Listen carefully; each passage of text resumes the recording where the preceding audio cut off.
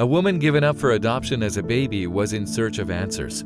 After her biological mother refused to name her dad, she took matters into her own hands and eventually found him 56 years later.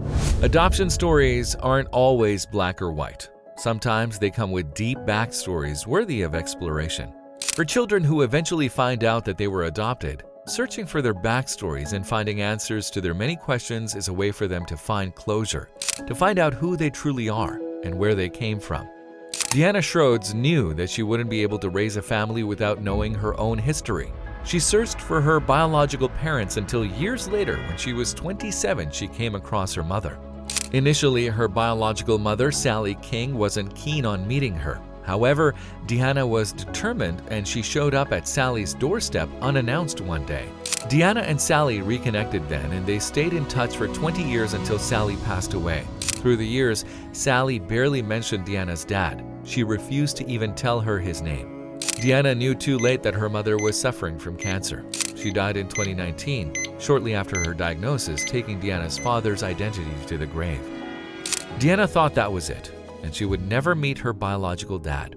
However, she remembered some information that her mother had told her. He was Greek and lived in Virginia. With the help of her friends and some volunteers, she created a Facebook group where they posted updates about finding him. She also registered with several DNA registries, hoping at least one would match her with her dad. It took 10 long years of searching. As she started to lose hope, Deanna turned to her God for help. Her faith didn't disappoint her. While she was praying, she believed God whispered his name to her. She recalled, I told my best friend Laura, I said, listen guys, you might think I'm crazy, but I was in prayer. God spoke to me, your father's name is Gus. After a while, Deanna finally matched with a cousin on one of the DNA registries. She reached out and her cousin replied, I think you're my Uncle Gus's daughter.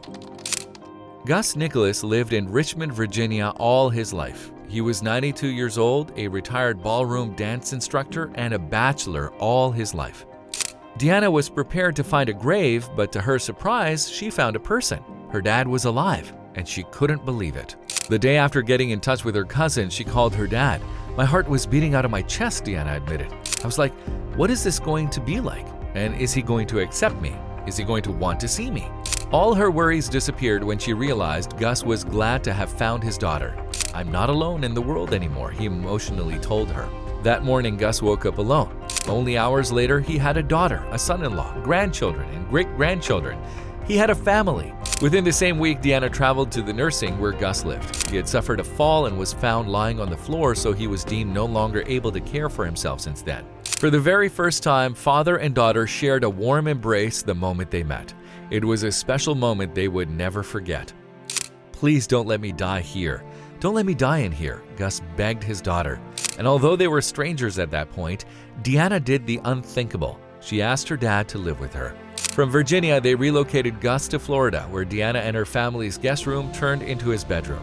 Their story is a testament of unconditional love and forgiveness. During Deanna's time with Gus, there was nothing she wanted more than to get to know the dad she only met 56 years after her birth. She cared for him until his death in December 2022. Deanna penned a touching message on Facebook following his death saying, "He will always be the greatest miracle that she has ever experienced." Weeks later, she claimed she didn't plan to stop talking about her dad. After all, it took her 56 years to get to know him.